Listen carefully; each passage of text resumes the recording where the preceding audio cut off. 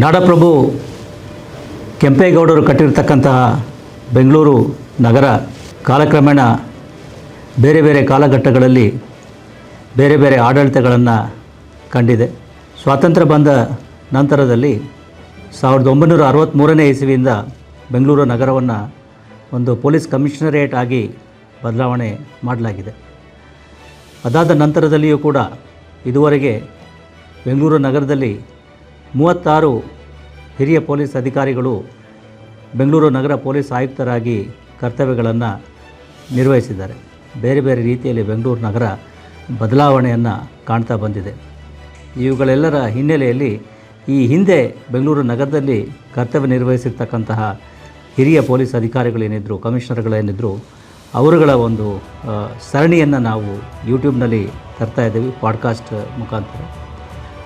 ಇದರ ಉದ್ದೇಶ ಇಷ್ಟೇ, ಈ ಬೇರೆ ಬೇರೆ ಪೊಲೀಸ್ ಆಯುಕ್ತರು ಕೆಲಸ ಮಾಡಿರ್ತಕ್ಕಂಥ ಸಂದರ್ಭದಲ್ಲಿ ಅವರು ಎದುರಿಸ್ತಕ್ಕಂತಹ ಸವಾಲುಗಳು ಯಾವ ರೀತಿ ಇತ್ತು, ಆ ಸಂದರ್ಭದ ಪೊಲೀಸ್ ವ್ಯವಸ್ಥೆ ಯಾವ ರೀತಿ ಇತ್ತು, ಆ ಸಂದರ್ಭದಲ್ಲಿ ಅವರು ಕೈಗೊಂಡಿರ್ತಕ್ಕಂತಹ ಏನು ಪರಿಣಾಮಕಾರಿ ಕಾರ್ಯಕ್ರಮಗಳೇನು, ಅವರ ಕೊಡುಗೆಗಳೇನು ಅನ್ನೋದನ್ನು ಇವತ್ತಿನ ಸಮಾಜಕ್ಕೆ ತಲುಪಿಸ್ತಕ್ಕಂಥದ್ದು ಪ್ರಯತ್ನವನ್ನು ಮಾಡ್ತಾಯಿದ್ದೀವಿ.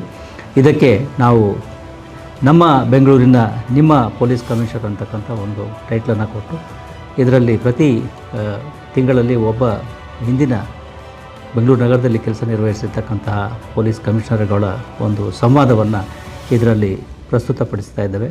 ಇದು ತಮಗೆಲ್ಲ ಮನವರಿಕೆ ಮಾಡಿಕೊಡಲಿಕ್ಕೆ ಬೆಂಗಳೂರು ನಗರ ಪೊಲೀಸ್ ವ್ಯವಸ್ಥೆ ಬಗ್ಗೆ, ಜೊತೆಗೆ ಪೊಲೀಸ್ ಇಲಾಖೆಯನ್ನು ಜನರಿಗೆ ಹತ್ತಿರ ತರುವಲ್ಲಿ ಅನುಕೂಲವಾಗ್ತದೆ ಅಂಥೇಳಿ ನಾನು ಭಾವಿಸ್ತೇನೆ. ನಮಸ್ಕಾರ.